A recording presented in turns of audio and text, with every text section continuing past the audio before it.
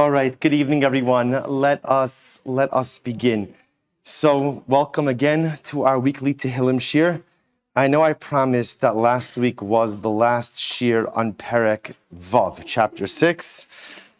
Okay, I guess I'm not a man of my word. I apologize. We will spend one more week in Meretz Hashem on Perek Vav, because the truth is, it happens to be that there are so many beautiful psukim and so many meaningful motifs that are included in this particular kapitel, even though, again, as we'll see as we go through Sefer Tehillim, David HaMelech does repeat so many of the same themes, same basic ideas throughout Tehillim, but I wanted to draw your attention to one specific pasuk. First of all, we begin by thanking the Engelsberg, Dinovitzer, and Steinberg families for dedicating this series, Le'iloi Nishmas Harav Yitzchak David ben Meir Aryeh Zichron Livracha.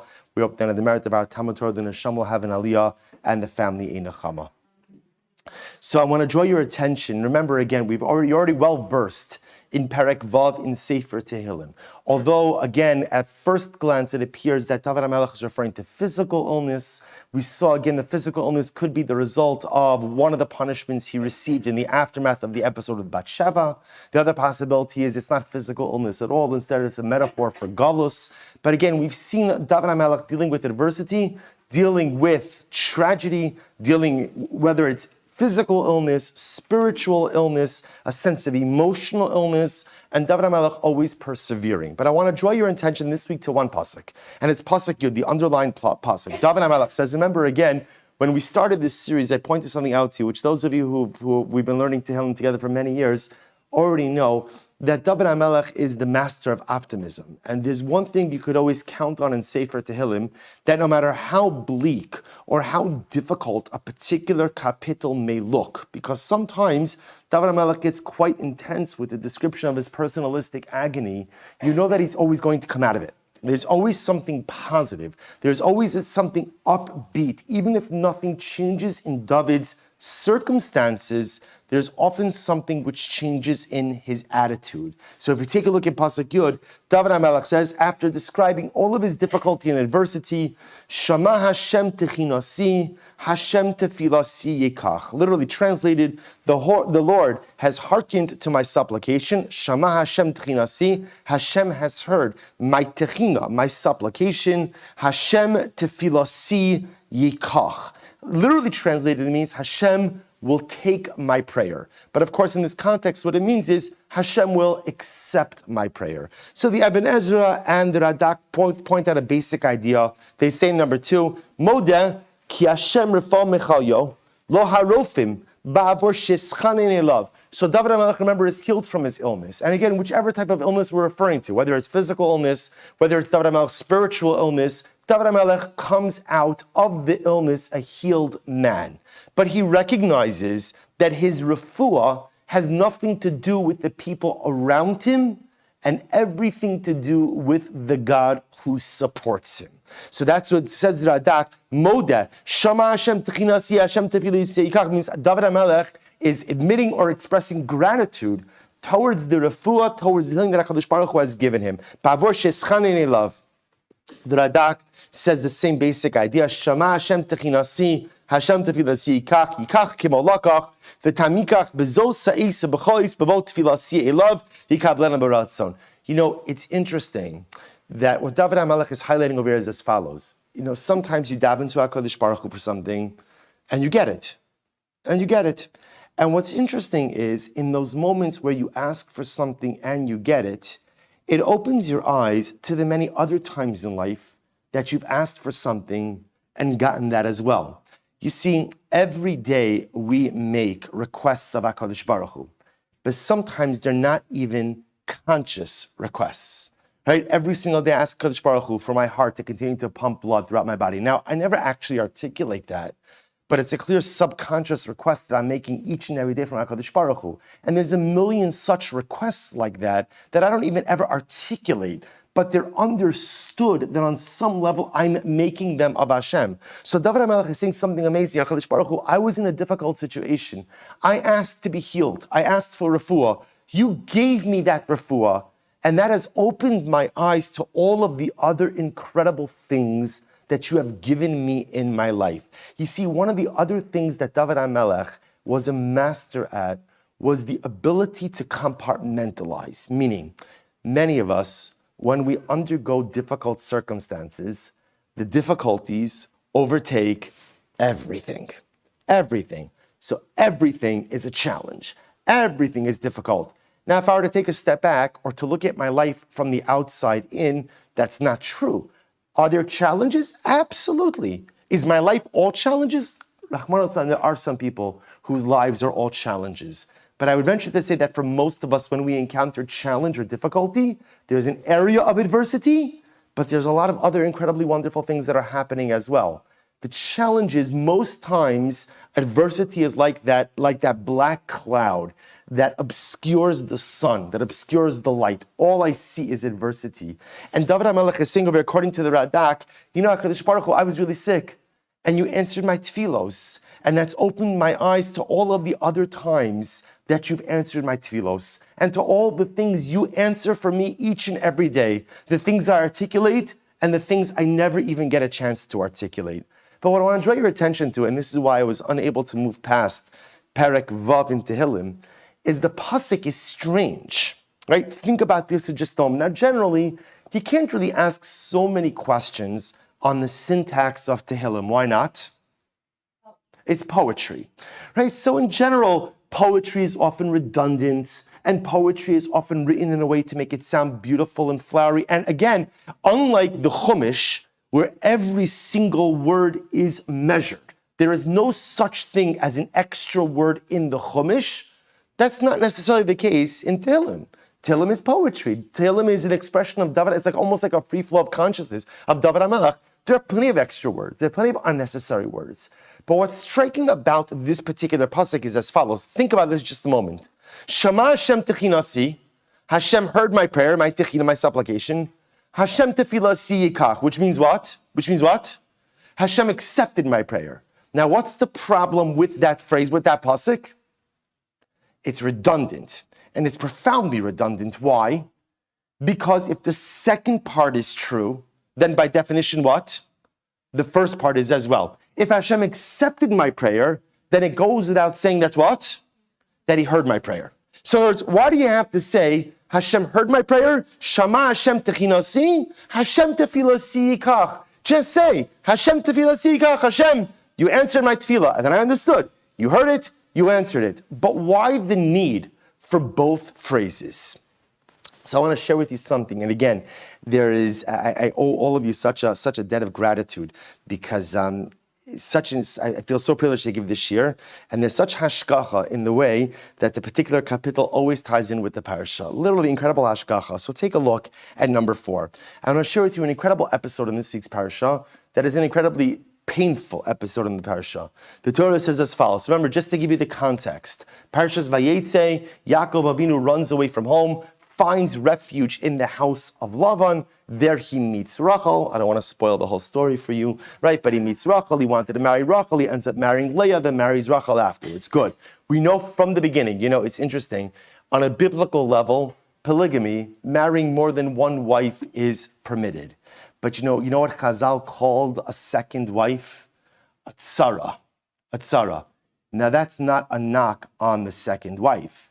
It's an insight into the dynamic of being married to more than one woman. There's a reason why these stories never work out in the Chumash.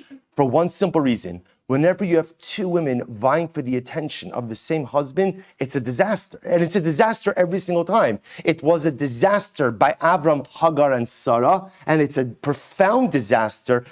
Even though, it's interesting, it works out okay in the end, but when I say in the end, once everybody died, it worked out fine. But while everyone was alive, the Yaakov, Rachel, Leah triangle was a very, very, very complicated dynamic. So the Torah says over here, number 4, Vatera Rachel kilo yalda liYaakov. Rachel saw that she was barren. She had not given birth to a child. Vatikani Rachel ba'achosa. Rachel became jealous of her sister Leah. Vatomer al Yaakov. Rachel turns to Yaakov and she says, Havali banim, give me children. Ve'im ayin, misa anochi. And if not, it's like I'm dead. It's like I'm dead. A very dramatic pasuk. And dramatic on a variety of levels. You feel the intensity of emotion, right? The Torah telling us, Rachel sees her situation. She's jealous of her sister. She says to Yaakov, give me children. And if I don't have children, it's as if I'm dead. Meisanochi, I'm dead. So what's unfolding over here? So if you look at the Medrash in number 5, the Medrash says as follows, that what was Rachel's, what is this, give me children? What does that mean? What's the nature of this interaction? So the Medrash writes, Vatomer al Yaakov havali banim, hispala lifnei hamakom alai, kishem sha'asa Avram l'Sara, v'Yitzchak nami l'Rivka. So the Medrash understands that Rachel was making a very simple request of her husband. Daven for me. I don't see you davening for me, right? Daven for me. Your grandfather davened for your grandmother. Your father davened for your mother. I'm asking you to daven for me. Rashi understands that it was a bit more of an attack. Rashi says in number 6, Havali, v'chikach asa avicha le'imecha. So according to Rashi, Rachel is attacking Yaakov. And she's saying, I don't understand. This is what you saw in your house growing up. You saw, I mean, he didn't literally see it, but you know that your mother was barren. And you know, the pasuk says, Vayetar Yitzchak lenochach ishto. You know that your father, Yitzchak, did not stop davening until your mother was blessed with a child. So I don't understand you, Yaakov. So according to Rashi, she's attacking Yaakov because from her perspective, he's not davening for her. From her perspective, listen, he has Leah, and Baruch Hashem, Leah's having children, and so Rachel feels you just don't care. You just don't care. It just doesn't matter to you what my particular situation is. So it's interesting. According to the Medrash, it's a request. Please daven for me. According to Rashi, it's a bit more of an attack, almost saying, how could it be that you're not davening for me? Didn't you grow up in a home where a barren father davened for a barren mother? Yaakov Avinu's response, number 7. Vayichar af Yaakov berachel. Very dramatic. Yaakov gets angry. And by the way, charon af doesn't just mean angry. What does charon af mean? Blazing nostrils, right? So it's like nostril flaring mad, right? Ka'as is anger. Charon af is intense anger. Intense anger. We see this in Az Yasher. Uberuach apecha ne'ermu mayim. We say that Hashem caused the sea to split literally again with the, I don't know if the right word is breath, but with the air of his nostrils. So vayichar af Yaakov berachel. Yaakov gets angry at Rachel. And he says to her, Vayomer, hatachas elokim anochi? Am I God? Am I God? Am I instead of God? Asher mana mimech pribatan? So on a pashut level, it sounds like what Yaakov is saying is, why are you attacking me? It's not me who's withheld children from you.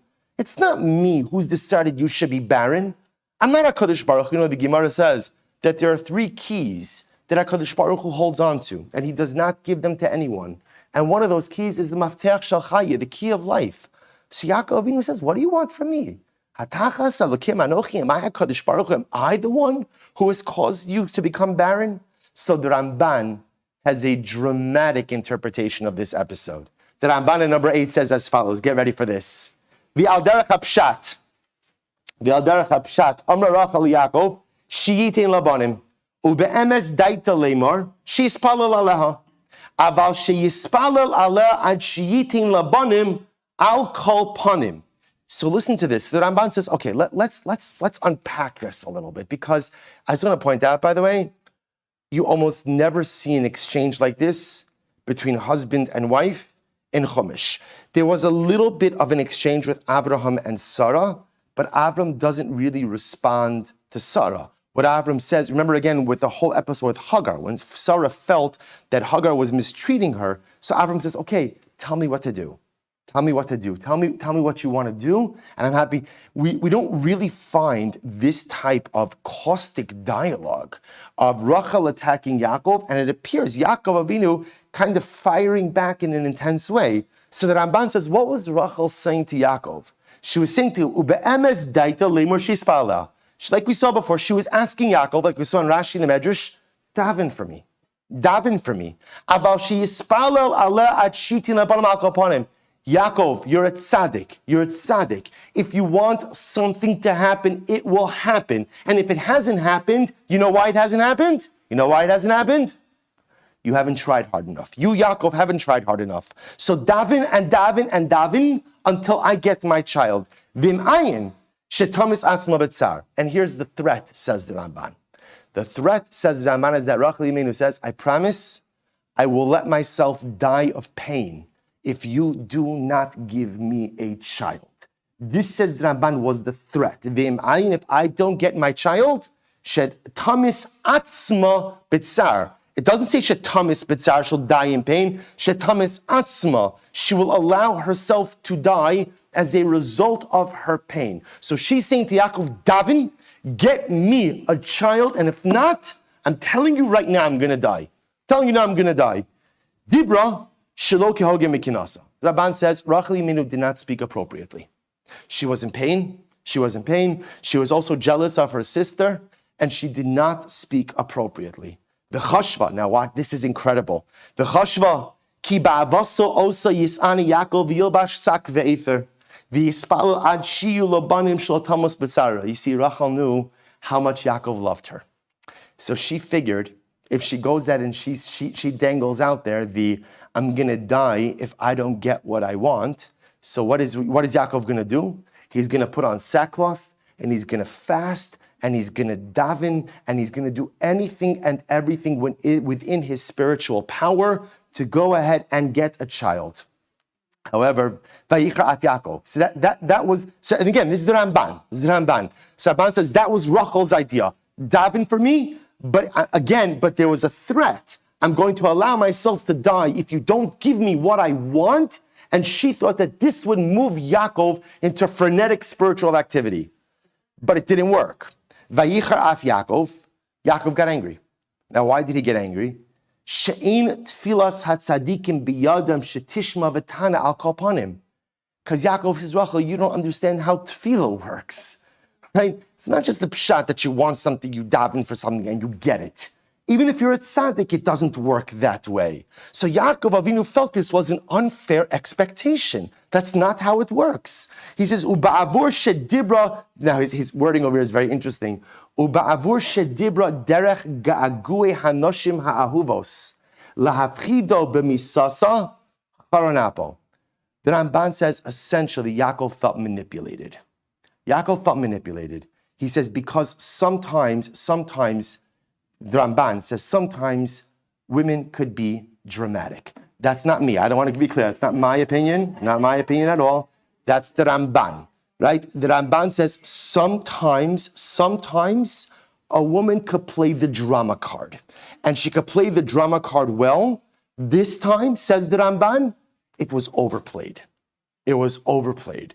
And Yaakov says, you've overstepped. You've just overstepped. You're a smart lady. You know, again, remember, let's understand, Yaakov loved Rachel more than I think we even comprehend. Because remember, you know the story. He was supposed to marry Rachel. Right? Instead, he marries Leah. He marries Leah because Rachel gave Leah the simanim, the signs. Think about this for just a moment. Put yourself in Yaakov Avinu's shoes. Right, so showing up to Shabbat Brachas, everybody's all excited, it's beautiful, it's wonderful. Only one little detail, you're married to the wrong woman, right? And why are you married to the wrong woman? Because the woman you wanted to marry betrayed you. She betrayed you, right? I just want to point out, it's beautiful. Rachel Imenu didn't want to embarrass her sister, fantastic. But she betrayed Yaakov. But she allowed Yaakov to marry someone who he did not want to marry. I don't know, if I was Yaakov, I'd say, you know what, Hatzlacha Rabba, right? Good luck. But yeah, Yaakov Avinu married her, right? Yaakov Avinu remained with her, which tells you about the bond that these two shared. So Yaakov says, you think I don't want to have children with you? Are you kidding? I worked for your father, the Rasha, for 14 years, just to marry you. But this is how you're going to behave? This is how you're going to talk? You're going to think like I hold all the keys to everything in the world, that I'm God, and I could just say, poof, you're pregnant? That's it. And worse than that, you're going to go ahead and you're going to play the drama card, and now you're going to say, if you don't get pregnant, you're going to die on me? That's where we're holding? That's what we're doing? And so Yaakov Avinu gets angry, says the Ramban. He gets angry. He gets angry. Yaakov she'in tfilas hatzadikim uba'avor shedivrei God. L'chach amar lo she'ino b'makol elokim sheyifkot ha'akaros hakol panim ve'einenu choshesh badavar ki mimenu nimna pri habatin v'lo mimenu. So now the Ramban says, then Yaakov Avinu gives it back a little bit. And he says to her, by the way, it's not my problem, it's your problem. I have children. So whatever's happening over here is between you and HaKadosh Baruch Hu. Now we'll talk about that response in just a little bit. But that's the strength of Yaakov Avinu's retort to Rachel. He goes on, V'zel yasir osa ulach lima. Yaakov was very strong in his reaction to Rachel. Very strong. Because he thought that ultimately she was speaking inappropriately. V'hine hatzadekes bir osa shelotucha lisamech al tfilas Yaakov sheba lehispalel al atzma el shomei tza'aka. So what happens? Says Rabban, how does the story end? Rachel says to Yaakov, you're right. It's not dependent on you. It's dependent on me. And a few psukim later, the pasuk says, Vayishma eleha Elokim. HaKadosh Baruch Hu listened to Rachel.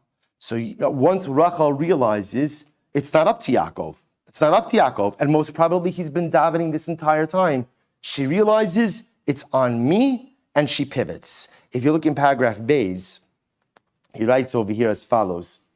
Okay, actually, we could leave out paragraph Bays. So according to the, this is incredibly dramatic and dynamic. I also think it's incredible because remember, the Torah is there. The Torah is a guide of life. And the Avos and the Ma'os teach us how to live. Do you know how affirming a Ramban like this is? I'm not going to ask for a show of hands, but how many people have had conversations like this in the context of their marriage? Maybe not about children, right? But overly amplified, dramatic conversations that really border on the inappropriate and totally counterproductive. And how affirming is it to see that, by the way, even great people sometimes get a little bit carried away. Even great people sometimes lose sight of what their significant other is capable of providing and not capable of providing. But yet the Medrash does something amazing. The Medrash in number 9 takes Yaakov Avinu to task. The Medrash says, Vayichar af Yaakov berachel. Yaakov got angry at Rachel. The Medrash writes, Amalei HaKadosh Baruch Hu. HaKadosh Baruch Hu chastises Yaakov and he says, Kach onin es ha'ma'ikos? Yaakov, is this how you talk to a barren woman? Is this how you deal with a woman struggling with infertility? Is this how you respond to someone who makes herself vulnerable by telling you her pain? Chayecha shebanecha asidin la'amod lifnei bina. Yaakov, you remember again, the Medrash says, Yaakov Avinu says to Rachel, in probably the sharpest part of his response, it's your problem, not my problem. HaKadosh Baruch Hu has withheld children from you, not from me. And HaKadosh Baruch Hu says, well, you'll see, Yaakov, because, quote unquote, your sons will bow down in front of her son. That, of course, is a reference to fast-forwarding a couple of parashos where Yosef, the son of Rachel, is the viceroy over Egypt, and all of the sons of Leah bowed down to Yosef. So you see something amazing, that the Medrash takes Yaakov Avinu to task for how he spoke to Rachel. So you see something amazing. So the Ramban doesn't seem to take Yaakov to task, right? The Ramban says, no, Yaakov felt that he had to respond in a much stronger, and by the way, it's so out of character for Yaakov, right? In other words, Yaakov is an Ishtam Yoshev Orlin. Yaakov is a gentle man, a simple man, a man who dwells. Remember, and I want to point out, by the way, if there's one midah that Yaakov has, what's the one midah of Yaakov? Yaakov is non-confrontational. Yaakov, right? We see this later on in the parasha. It's time to leave Lavan's house. How does Yaakov leave Lavan's house? How does he leave? He sneaks away. He doesn't want confrontation. Fast forward a little bit. Dinah is abducted and raped by Shechem. So what does Yaakov say? Yaakov has a whole plan about how he's going to get his daughter back, what he's going to do. It's Shimon and Levi that go in and wipe out the town. This was not Yaakov Avinu's idea. Yaakov Avinu is not a confrontational person. He's actually conflict averse. So the Ramban says the fact that Yaakov responds like this in such a strong way, so out of character, was because he felt that Rachel was espousing flawed ideology and was taking the wrong approach to address their collective issues. The Medrash says that's all fine, but just because you have the right to retort or right to respond doesn't mean you could respond any way you want. Your wife was expressing her pain.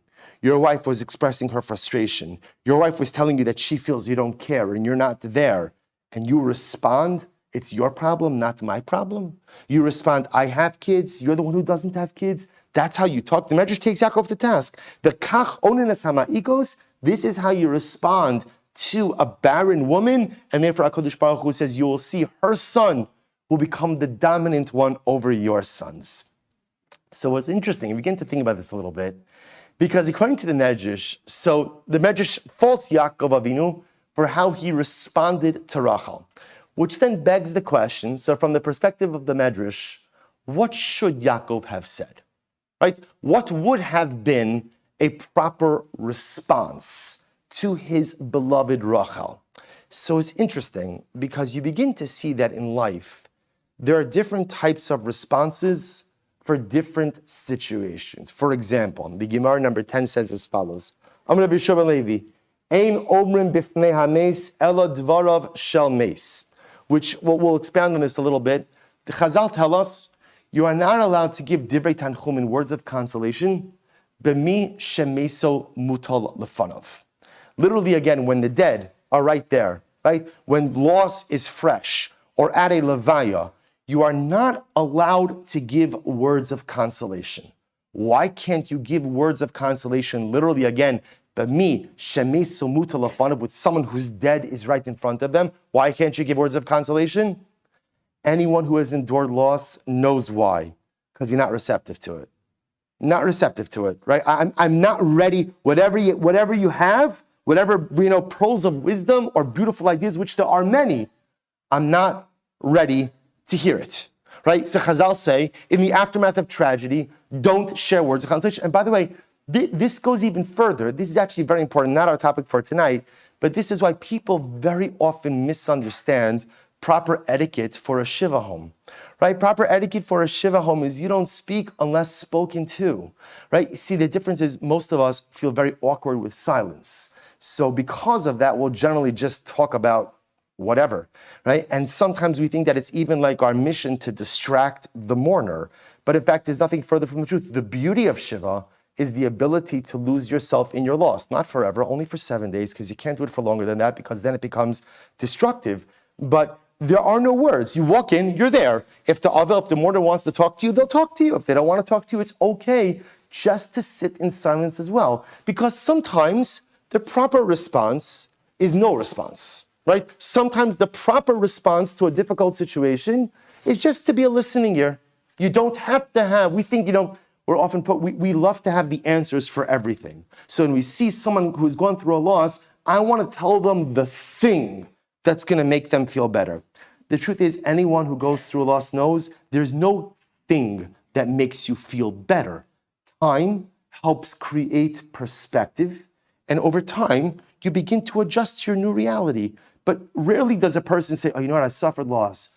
Oh, but that person who came in and started quoting to me every single Ma'amar Chazal that they learned from 9th grade until now, oh, dude, that made such a difference in my life. More often than not, people are profoundly resentful of that and would rather thank you for the piety, but I'm struggling here with trying to figure out what my life is going to look like. Chazal understood this. So sometimes the right reaction to something is not to say anything at all. But I'll share with you something else that's fascinating and kind of along these same lines. And it just struck me. If you take a look at number 11, so this is from last week's parasha. Okay, so we're going from this week's parasha, Yaakov and Rachel, back to last week's parasha, to Yaakov Avinu, the episode of Yaakov going in to go ahead and get the brachos from his father, from Yitzchak. Yitzchak is blind. You know the story. Yaakov Avinu dresses up as Esav. So the pasuk says, Vayovo el Aviv, number 11. Vayovo el Aviv, Vayomer. Vayomer, Hineni. Vayovo el Aviv, Vayomer Avi. Yaakov Avinu walks in, again dressed up as Esav. Yaakov Avinu calls out, Avi, my father. Vayomer Hineni, mi'ata b'ni. Yaakov, as Yitzchak Avinu says, yes, I'm here. Who is this? Right? Yaakov Avinu is already, because again, remember, they don't have the same voice. Vayomer Yaakov el Aviv. Yaakov says to his father, Anochi Esav b'chorecha. I am Esav, your son, your firstborn. Asisi kasher dibarte elai, I've done what you've asked of me. Kumna shiva, please stand up. Come, or I should say, Kumna, please come forward, sit and eat. Va'achla mitzedi ba'avor tivarachani nafshecha. Beautiful. So it was very interesting to note over here as follows.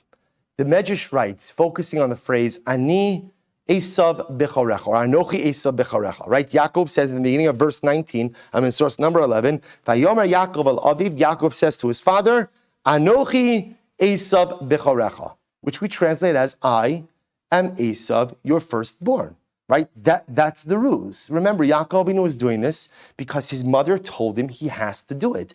Rivka gave him an order, and Yaakov Avinu is being mechabed his mother, and he's listening. So the Medrash says something very interesting. The Medrash says, Vayomer Yaakov el Aviv, Anochi Esav b'chorecha. So the Medrash does something very interesting. The Medrash says Yaakov wasn't telling a falsehood. He wasn't lying. What do you mean he wasn't lying? He says, Anochi Esav b'chorecha. I'm Esav, your firstborn. The Medrash says, you have to read it a little bit differently. Hefsik hadibar va'amar, Anochi kama aval Esav b'chorecha. When Yitzchak asks Yaakov, who are you? The Medrash says that what Yaakov was really saying is, we read it as Anochi Esav b'chorecha. The Medrash says, no, it's Anochi, I am me. I'm Yaakov. Kama Esav b'chorecha. Esav is your firstborn. Rashi quotes this Medrash as well in an effort to show that Yaakov Avinu did to the best of his ability not to lie. It's kind of hard not to lie when you're impersonating someone else. But again, that was what his mother told. Remember, this was not Yaakov's idea. And we see in the Psukim Yaakov's discomfort with it. But he was listening to his mother. But says the Medrash, to kind of lessen the lie, he tweaks his words in a nuanced fashion. Anochi, I'm Yaakov, Esav b'chorecha.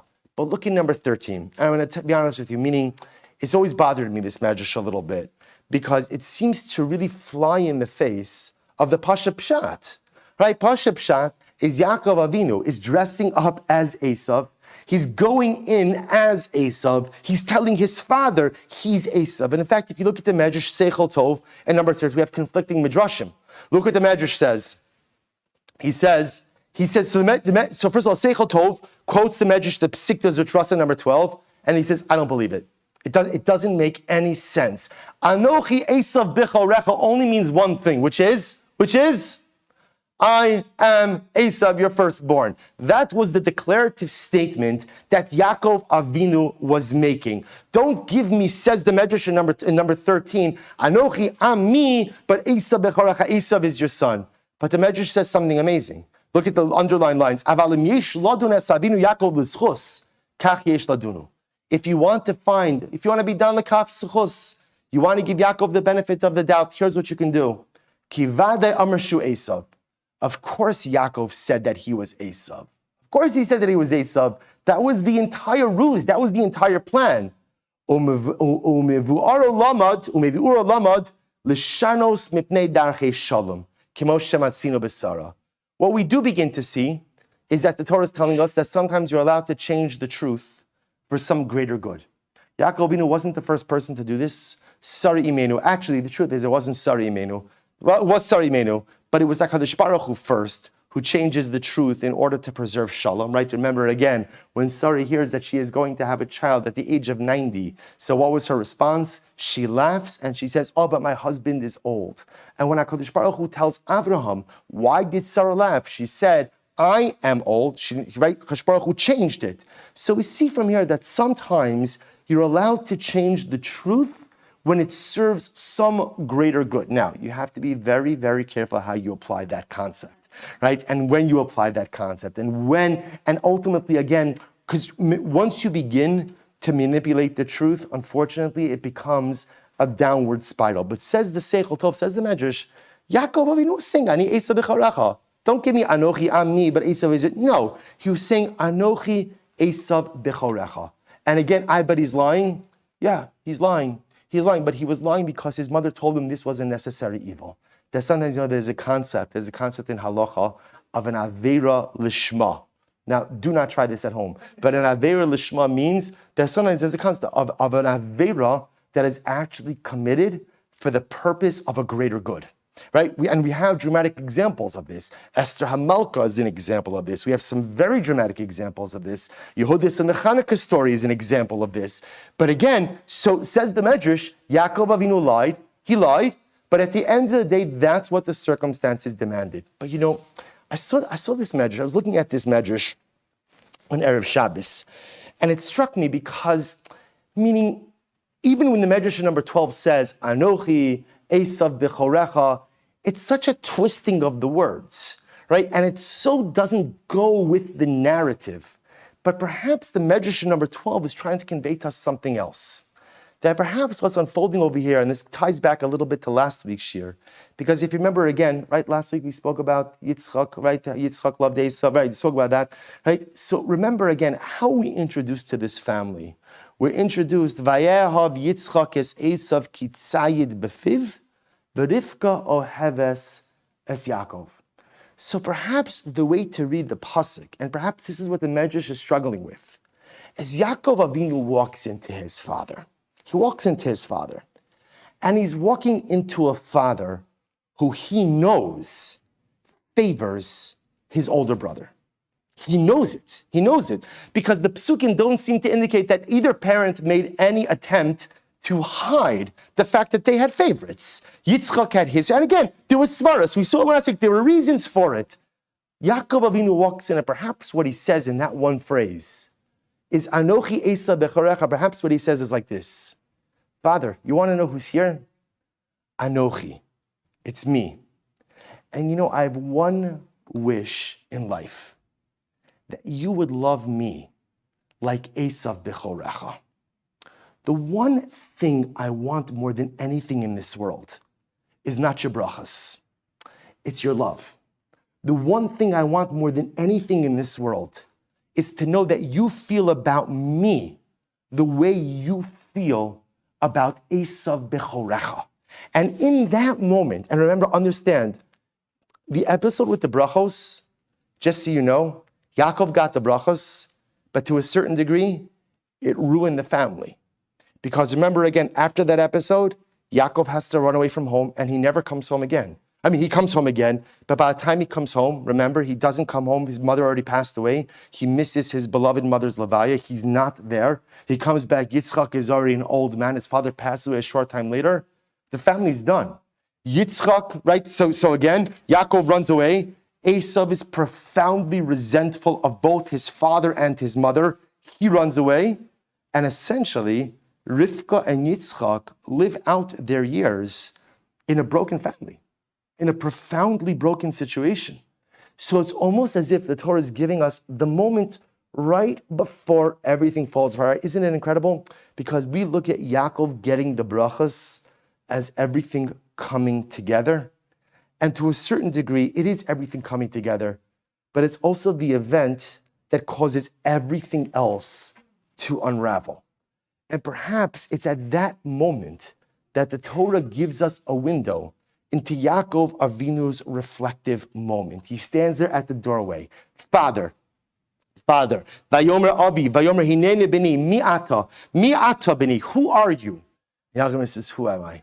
Who am I? What a good kasha. Father, Anochi, I'm Yaakov.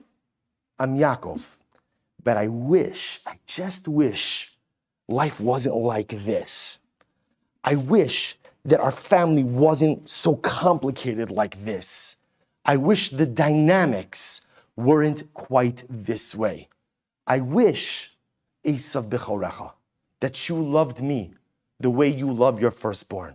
So ask yourself, why does the Torah need to tell us this? Why does the Torah need to share this reflective moment of Yaakov Avinu with us? Because I think what the Torah is teaching us is another incredible lesson. You see, the Torah doesn't record a response to Yaakov Avinu's reflective question. Why? Because the Torah is teaching us that sometimes when people say things, they don't need a response. They just need to be heard. Sometimes I say things in life not because I'm looking for an answer, and not because I'm looking for a pearl of wisdom, and not even because I'm looking for a solution, because sometimes there is none of that to be had. But sometimes I just need to say something because I need to either get it off my chest, I need to somehow deal with it, and by articulating it, I deal with it. And all I need from the person on the other end is just to be a listening ear. I don't need your wisdom. I don't need your answers. I just need your attention. And so we, the reader of the Chumash, are privy to this incredibly vulnerable and painful moment of Yaakov Avinu, where he says, Anochi, I am Yaakov, but all I want is to be loved like Esav B'chorecha. And there's no response, there's no dialogue, there's just simply an unburdening of self. Because sometimes, I remember, we're talking about different reactions to different situations. So sometimes in the aftermath of tragedy, there's nothing to say. And sometimes when people say something, they're not expecting an answer. They're not expecting a response. Sometimes you just have to allow people to be heard. And now we understand why the Medrash holds Yaakov Avinu accountable for how he responded to Rachel. Rachel makes an outrageous statement. An outrageous statement. You never davened for me. You not cared about me. You have Leah. You have your own family. And you know what? I'm just going to die. I'm just going to die. And what should Yaakov Avinu's response have been? What should his response have been? Nothing. Because at the end of the day, Rachel wasn't looking for a response. Rachel was looking to express pain. You know, all of us have moments like this. It's kind of like, you know, often a person is like a dam that is holding back turbulent emotional waters. And the dam could hold back a lot. But sometimes the dam also has a release valve. Because if you don't find a way to drain off some of the water will bring down the dam. People are the same way. Sometimes I just need to say something. And not because I think you have an answer. You think Rachel didn't know how this works? Rachel was a tzaddikas. This is not Rachel Schwartz. This is Rachel Imenu, right? I'm saying, who are we talking about over here? This is Mama Rachel. This is the woman who is going to convince the Ribono Shel Olam to bring the Geula. You know, everybody speaks about that by Rachel Imenu. When we left Eretz Yisrael, we went by the tomb of Rachel Imenu. And Rachel Mevaka Albon as she comes out. But you know, the Zohar writes that when Mashiach comes and we go back to Eretz Yisrael, do you know what we pass? We pass Kever Rachel again. This is Rachel Imenu. So she doesn't know how tefillah works. She doesn't know that Yaakov is not a magician, he's a tzaddik. He's a tzaddik. There's a big difference between a magician and a tzaddik, right? A magician could manipulate a whole bunch of things to produce a particular result. A tzaddik does his best, but sometimes he doesn't get what he wants. Rachel doesn't know that. Of course she knows it. She was just a woman in profound pain. And all she needed was someone to just listen to her. And who was she going to talk to? She was going to talk to Leah, right? Who, again, that was a difficult relationship. Who was she going to talk to? Her mother passed away already. Her father, Lavan, not exactly the kind of guy you want to confide in, right? So who is she going to talk to? Who does Rachel Imenu have in this world except Yaakov? And the Medrash is Yaakov. All you have to do is listen. Don't say anything, because of what she's saying is outrageous. It doesn't make any sense. It's hyperbolic. It's dramatic. But it's just an expression of her pain. And your job is not to respond. Your job is simply to listen. You know, there's last week there was an incredible article in the Wall Street Journal. This is on November 2nd. And the title of the article Title of the article, I read this with my wife. Title of the article is Toxic Positivity is Very Real and Very Annoying. Now, I'm not going to read to you the whole article. I'm just going to read to you a couple of, listen to this. Sometimes, by author is Elizabeth Bernstein, sometimes the worst thing you can say to a person who's feeling bad is cheer up. Chip Hooley learned this the hard way. At the beginning of the pandemic, his daughter Hillary called him in a panic. She and her husband recently purchased an apartment in Brooklyn. Now she was worried that real estate prices in New York were falling and her friends were leaving the city. Mr. Hooley is 60 years old, a financial firm executive in Cazenovia, New York. I never knew there was a place called Cazenovia, New York. But it looks beautiful. You can Google it. Cazenovia interrupted her. Don't worry. This will all work out for the best, he said, launching into a pep talk. I gave her all these positive thoughts, he said. I felt like Batman saving the world. Then his wife, who was sitting next to him, piped up. That was the most annoying conversation I've ever heard. She said, your daughter wanted to talk to her father, and you didn't even listen. Always look on the bright side of life? Heck no. Pushing away difficult emotions, such as sadness, fear, and forcing ourselves or others to be positive can be harmful to our mental well-being and our relationships, psychologists say. This is because practicing false cheerfulness, which they call toxic positivity, keeps us from addressing our feelings and the feelings of others. Toxic positivity is positivity given in the wrong way, in the wrong dose, at the wrong time, says David Kessler, a grief expert. Yet, I'm just reading you sections of this, yet difficult emotions are a part of life. To suppress them is to deny reality. Research shows that trying to stifle those emotions makes you feel even worse because you never coped with them. Plus, they will pop back up eventually. The brain power it takes to push the emotion away keeps you focused on it. Telling someone who is in emotional pain to buck up is invalidating and dismissive. Not only are you diminishing their feelings, you're telling them that these feelings are part of their own problem. A recently widowed woman in Philadelphia, whose refrigerator conked out the night before she was hosting family members for a holiday dinner, recalled how a neighbor told her, in the scheme of things, this is a very minor problem. It wasn't minor for me, she said. How can we avoid forced positivity? To better help ourselves with someone who is down, I'll read you two more sections. Start by recognizing that it is different from hope or optimism. Those emotions are rooted in reality, while toxic positivity is a denial of it. Don't judge yourself or others for feeling difficult emotions. Be compassionate.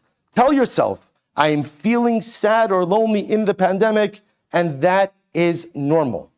Remember, it's not your job to solve the other person's problems, nor do they want you to. You don't want to listen to respond and give advice, says Dr. Kessler. You want to listen to understand. I'll just end with one last story. Mr. Hooley took his wife's comment that his positivity was annoying to heart. It was eye-opening to realize that it's okay to be miserable once in a while. Now, Mr. Hooley tries to be a better listener. Last week, his daughter told him she was looking for a physical therapist because of back pain brought on by her pregnancy. At first, he launched into a positive spin. At least your pain is because of a good reason, he said. But then he caught himself and told her, that's no fun, and let her talk. Being heard was nice, said his daughter. You want to feel okay to not feel good in the moment. Such an incredible idea of toxic positivity. And you know, we are the people of optimism. And often we think that what optimism means is you got to always have a positive, optimistic, upbeat perspective all of the time. And that's simply not true. It's okay not to be okay. It's okay to have difficulties. It's okay not to feel happy. It's okay to feel doubt. What's not okay is to allow yourself to remain in that state for unending periods of time. But this session, I never heard of this idea. This was last Wednesday's Wall Street Journal. Toxic positivity. And apparently there's like a whole body of psychological literature about it. Toxic positivity, right? Whoever heard it, we always thought positive. It's going to be okay. I'm guilty of toxic positivity. I realized afterwards. But it's incredible. It's absolutely incredible. So why is this important? Because what did Rachel need from Yaakov? What did she need from him? The answer is she didn't need anything from him. Because what was he going to tell her? It's going to be okay? That would have been even worse. She certainly doesn't need a musar shmuz from him. Because whatever he's going to tell her, she knows already. All she needed was someone to listen. All she needed was someone to listen. The same way that when Yaakov Avinu, and amazingly enough, Yaakov knew this, because the same way when he stood at the threshold of his father's home, and his father said, who is this? And Yaakov Avinu says, wow, who is this? Anochi, I am me, and all I want is to be loved like Esav Bechorecha. Yaakov too did not need someone to answer him. He just needed to be heard. And now if we loop back, we understand the question in Tehillim. Remember again, 45 minutes ago, we had a question on Kapitel Vav.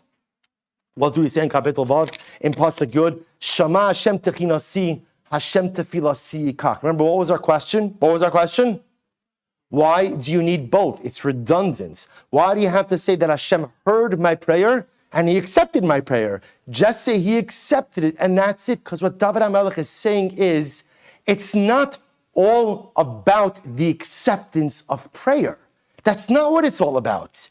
Sometimes the most powerful part of the dialogical experience of davening to HaKadosh Baruch Hu is not getting what I'm asking for, because you know what? Sometimes I'm not even asking for anything. Sometimes the most powerful part of tefillah is just what? Knowing that I'm heard. Knowing that HaKadosh Baruch Hu is listening to me. Knowing that I'm like Rachel Imenu, feeling really overwhelmed and feeling really terrible about my life circumstances. And I know there's so much good, Don't give me any toxic positivity. I got it, right? Everything is great. I have so many brachas. I know. But I'm in a difficult situation. And David HaMelech says, in those moments, just know, not everyone has another human being who could give them a listening ear, which is unfortunate, because everyone needs it, but not everyone has it. But all of us have HaKadosh Baruch Hu, who gives us that listening ear. All of us have that Ribono Shel Olam, who, when I'm in pain, allows me to talk, doesn't respond, doesn't pass judgment, doesn't give me musar, just simply listens. And so in that Pasuk Yud, in verse 10 until David HaMelech is talking about the two dynamics of his prayer experience. It's true, there's the Hashem Tefilasi Yikach, absolutely. There's the fact that HaKadosh Baruch Hu answers my tefillos, which is absolutely incredible. But just as incredible as the God who answers my prayers and gives me what I want is the God, Shama Hashem Techinosi. You listen to me. When I'm in pain and I need to release from the pressure valve. When I'm in pain and I feel overwhelmed and I just need to talk it out. Maybe I don't have someone who will understand, but you understand everything. You understand everything. And I'll never get a sharp response from you. I'll never get a musar shmuz from you. All I'll get is empathy, compassion, and unbridled love. And I think what comes out from all of this are two really incredible lessons. So first of all, in general, in our relationships, it's always important to gauge what the necessary response to a particular situation is. Sometimes people want our advice. Sometimes people ask a question, a loved one asks a question, a friend asks a question, someone else asks a question, and they want guidance. They want a response. They want advice. And in those moments when we're called upon to give advice, we absolutely should. But very often in life, and then there are times of like tragic loss where we saw, the best thing is say nothing. And then there are other times, and this is so incredibly important to know, sometimes people say things and they don't want you to say anything back. Do you know how much friction is created in relationships when people miss out on these cues and they respond to something, and sometimes like Yaakov, they respond harshly to something, and meanwhile it starts a whole other dynamic, and that's not even what anyone needed. All Rachel Imenu needed was for Yaakov to listen. I don't need you to say anything. So to engage in our relationships, when do I give advice? When do I listen? How do I provide optimism, but ultimately avoid that toxic positivity? And after I read this article, in all seriousness, I thought to myself, I recognized a number of situations where I did that to other people. I recognized it. And I also realized that people did it to me. And you don't really think about it because we're conditioned to think, always be positive, always be positive, always be positive. But to recognize that, no, there's a time for that as well. That's in relationships. And for ourselves, what we also learn from all these episodes is that sometimes it's okay to not be okay.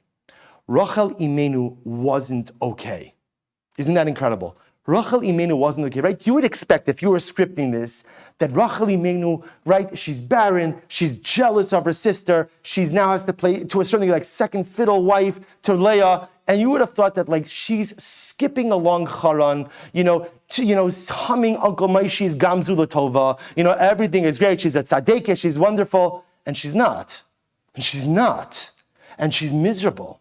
And she's in pain. And again, Rachel Imenu gets out of it. She pulls herself out of it, which is the ultimate testament to her courage.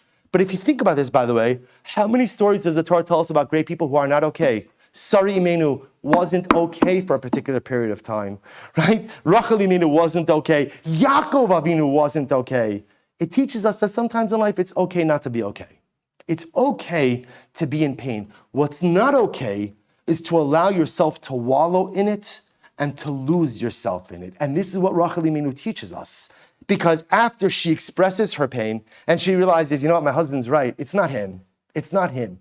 I need to figure this out. She takes the reins of her life and she does whatever she can to change her circumstances. So we learn about how to deal with relationships, and we learn ultimately again about ourselves. It's okay not to be okay. It's not okay to not be okay forever. It's okay to not be okay for a certain amount of time, but then like Rachel Imenu, I have to get it together and figure out a way to navigate forward in my new normal. These are the dynamics of our ancestors. These are the dynamics of the Avos and the Imos. And this is why they are the most incredible role models for us. Because what they show us is that people could exhibit real humanity, but at the same time soar to the highest levels of spiritual accomplishment. I could be regular in one moment, I could be in pain one moment, I could even be inappropriate one moment, and in the next, I can lift myself up and become the best version of myself. We'll stop over here for tonight. Next week, we are continuing in Perek Zayin. We're not doing Perek Vav again, at least for a little while in Meretz Hashem. Everyone have a wonderful evening. Actually, next week we may actually start Hanukkah, so just stay tuned with that a little bit. Also, yes, sorry, just a scheduling announcement. I know we had a shir scheduled for tomorrow morning, the opening shir on Tefillah. Unfortunately, because of other circumstances, the shir is not going to happen tomorrow morning. It will happen in Meretz Hashem next Wednesday morning. An email went out from the shul already, so it'll be next Wednesday morning at 10 a.m. here in the shul. Apologize for any inconvenience.